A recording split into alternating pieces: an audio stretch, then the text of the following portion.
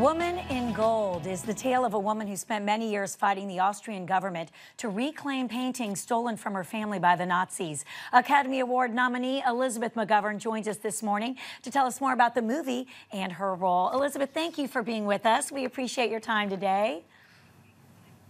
Oh, it's my pleasure. Thanks for having me. Of course. Well, tell us more about the film. I just set it up a tiny bit. And then tell us about your role as Judge Florence Marie Cooper.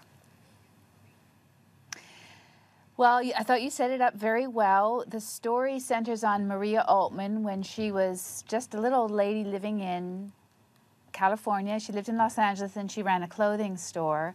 And a chance encounter led her to hook up with a young lawyer at the beginning of his career. And the two of them together decided to take on the Austrian government to try to restore the famous Klimt painting that had been taken from her family in Vienna, where she lived when she was a young girl. It was a portrait of her aunt.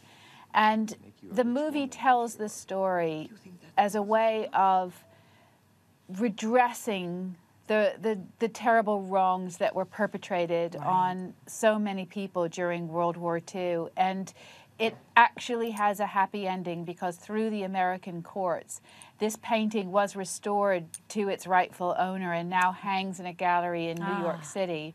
And it's a way for us all to remember that time and the people whose life changed so irrevocably as a result of the war. But it actually has an ending that is full of resolve and retribution and not a terribly unhappy ending. Oh, that's wonderful. And I know you talk about the courts and getting the resolution there. So talk about your role and actually what attracted you to the film. Well, I was attracted to it because it's so well written and it boasts such a fabulous cast. Yes. My role is small but seminal. I play the judge that first allowed their case to move forward to a larger court. So I was one of this Florence Cooper, who was a very famous California judge, was the first positive sign that they had a case that seemed to be hopeless to them at first. And we're looking at video right now. You mentioned Ryan Reynolds, the fabulous, amazing Helen Mirren, Katie Holmes, a fantastic cast. What was it like working with them? Did you have many scenes with them? I know you said your part was smaller but pivotal. Were you able to spend much time with them all?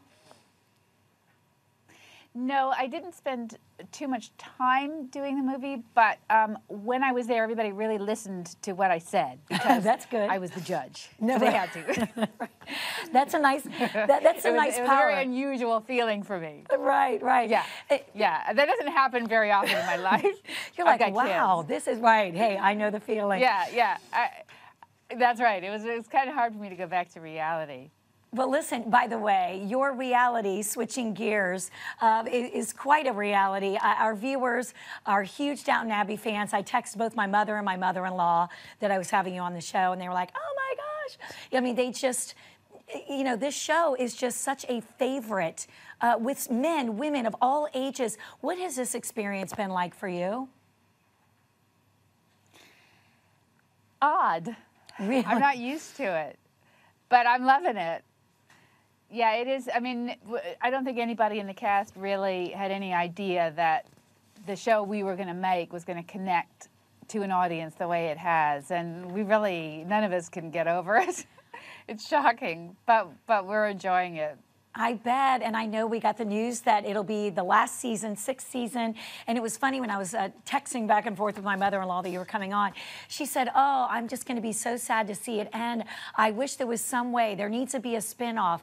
Have you heard any rumors of that, or would you even be interested in that? Because I know sometimes when you talk to actors about something ending, they feel like this is the right time. Or would you feel like there might be a door left open?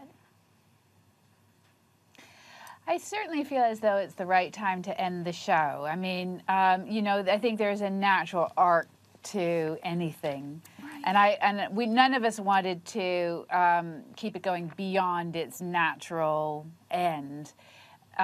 Whether or not there's more to be gleaned from the idea in terms of a different sort of show in the future. I have no idea. Yeah. Well, we'll see. Your fans would be thrilled. And, you know, I mentioned you've done television, of course, movies, had an amazing career. I mean, I remember all the way back in your performance in Ordinary People, just a really accomplished career.